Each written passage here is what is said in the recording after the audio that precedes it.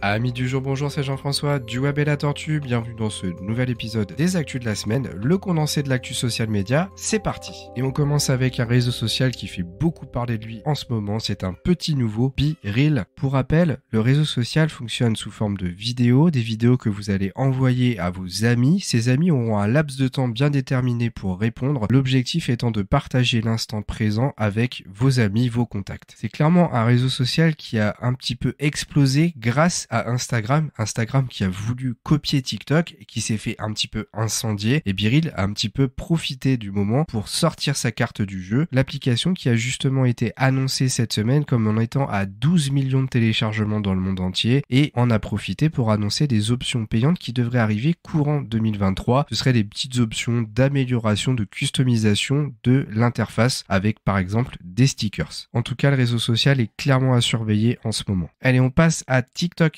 qui a annoncé cette semaine que d'un point de vue politique, la plateforme n'allait plus aider justement les campagnes des politiciens à récolter des fonds. Ils expliquent que clairement d'un point de vue politique, l'objectif est de rester neutre et de ne pas favoriser une équipe plutôt qu'une autre, et donc ils ne permettront plus ce genre d'action sur la plateforme. Autre élément qui est paru cette semaine, ça a été récupéré par le magazine Forbes, ça aurait été enregistré par un employé sur un format audio. Cet employé explique qu'il y a une modération à 2 vitesses sur le réseau social TikTok, puisque dès qu'un compte est certifié et dépasse les 5 millions d'abonnés, eh bien il est plus facile pour lui de passer au travers des mailles du filet de la modération de TikTok. Autrement dit, il y a plus d'indulgence s'il ne respecte pas le règlement interne de l'algorithme TikTok en matière de modération. Allez, on passe à la plateforme Twitch avec une énorme annonce faite cette semaine. Alors je ne sais pas si vous saviez comment ça fonctionnait en termes de rémunération sur la plateforme, mais lorsqu'on est streamer partenaire, eh bien la majeure partie de ces streamers font 50-50 avec la plateforme Twitch. Autrement dit, lorsque quelqu'un vous sub, il paye par exemple 5$ l'abonnement, il n'a donc plus de publicité lorsqu'il est sur votre chaîne, et ben vous récupérez 2,50$. Mais certains streamers, les plus gros, pouvaient négocier un partenariat à 70-30. Autrement dit, la plateforme Twitch, elle ne récupérait que 30% des revenus. Mais depuis cette semaine, ils ont annoncé que le 70-30 allait être terminé dès le 1er juin 2023. Alors les plus gros streamers râlent très clairement, ils annoncent déjà une perte de 20% de leur chiffre d'affaires, donc forcément ça fait beaucoup parler. Alors bien entendu, ça ne concerne que les plus gros streamers, ceux qui vraiment ont la possibilité de négocier avec la plateforme Twitch. Alors certains annoncent déjà une augmentation par conséquent de la publicité des streamers qui justement vont repasser à du 50-50 alors qu'ils étaient en 70-30, mais ça c'est qu'une théorie, et bien entendu le 70-30 sera toujours appliqué, mais jusqu'à un plafond de 100 000 € de chiffre d'affaires. Dès lors qu'ils dépasseront ce seuil,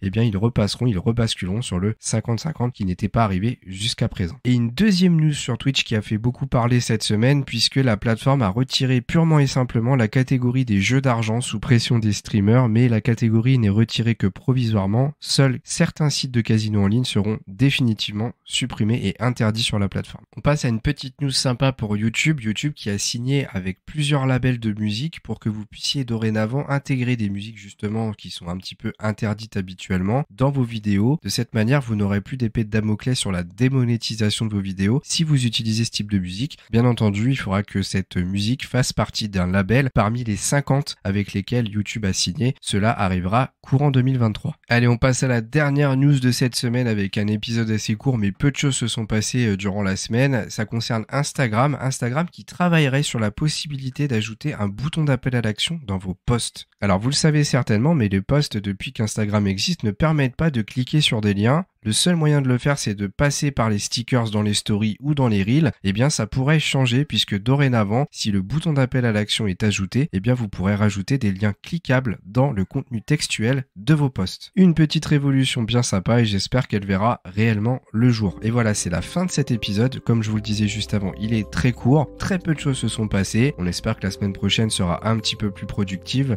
En tout cas, merci de votre écoute. N'hésitez pas à mettre 5 étoiles sur le podcast parce que ça aide la chaîne à se développer. Venez commenter cet épisode sur la chaîne YouTube puisqu'il sort également là-bas. Et moi, je vous dis à très vite pour un nouveau podcast du Web et la Tortue.